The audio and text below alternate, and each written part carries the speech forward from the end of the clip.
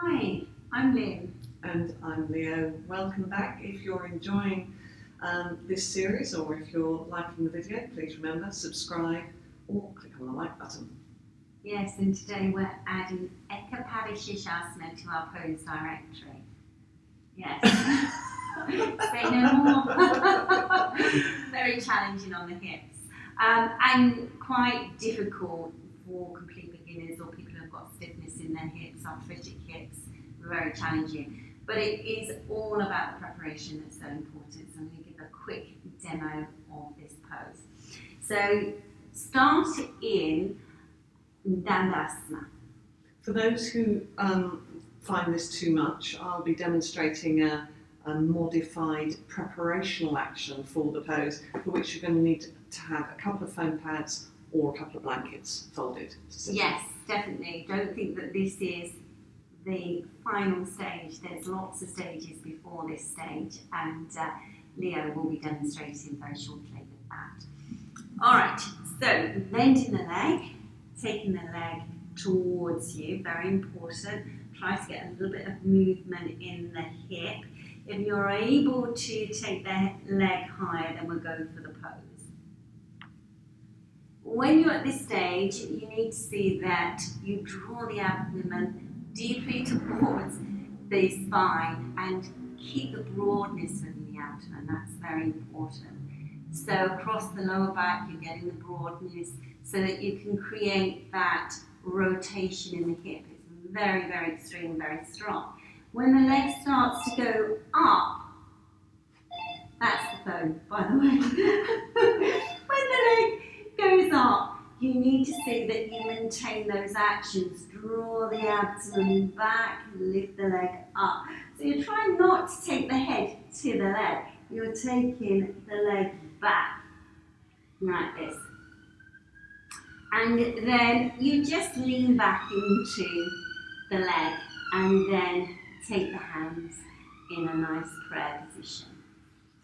And then coming out of the pose. So we'll do the other side.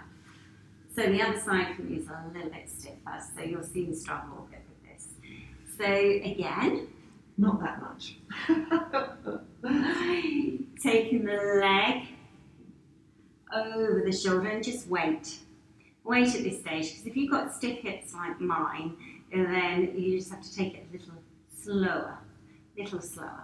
See that the abdomen is drawing towards the spine, so you make that space for the femur head. And then we start to take that leg up. We start to take the leg up. We start to take the leg up. So it comes up and then you draw back in the abdomen. You can bring those ribs forward a little bit. And then bring the leg over. A little bit stiff on this side.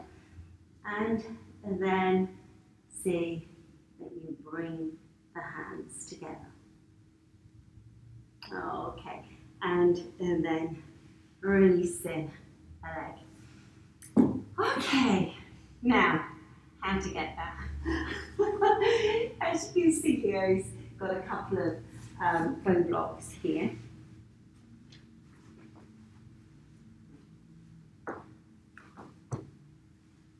And you can see that good Dandasana always a very good starting point and extending the legs nice and straight. And of course the outward rotation comes from your standing poses. So lots of standing poses required for this.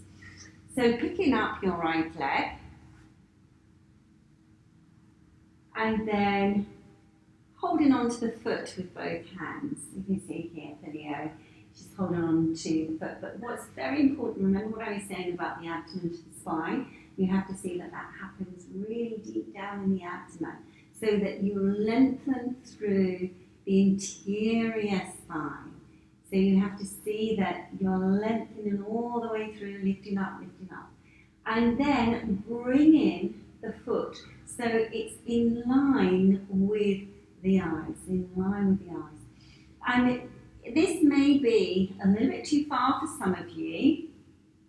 If it is, then you just stay where you are, be in that position, because by doing it will help the ability to get a little bit more flexible in the hip. If you are taking the big toe towards the eyes, you have to see if you can bring it closer towards your eyes. You see here, Leo's trying to get that action just about making it. Don't push your face towards the foot. That's the really terrible thing you get tempted to do. You just can't help that though at this stage. You want to just touch it. So whatever stage you're at, if you've done that, then you have to do it again. Okay? So if you're one of those people who is taking your head towards your foot, you have to see that you do it again and be sure that you're bringing the foot towards the eyes. And then you can just lower the leg down but still bringing it towards you. And this really is the preparation for this pose. Get a little bit more mobile, it's more directed. If you are practicing lots of standing poses, then you should be getting a lot more mobility in the legs and the hips. And we go again. We will be introducing some essential preparatory actions in the hips shortly.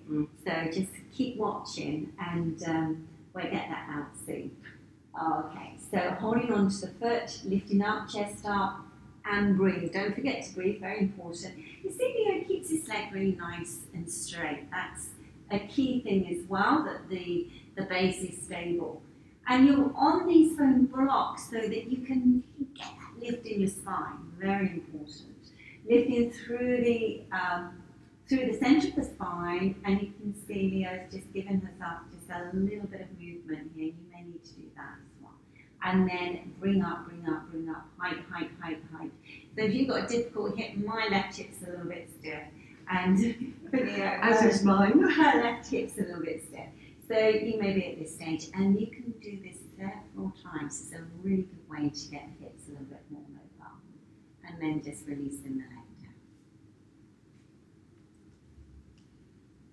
down. Okay, and come back to a seated position.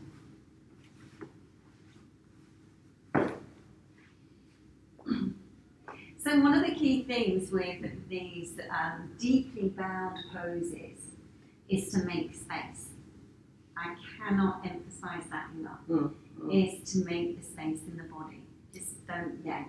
Yeah, don't try and force the body. You have to encourage yourself to come into these poses. It's not brutally force. It won't work. It will just hit back at you if you try and do that with your body.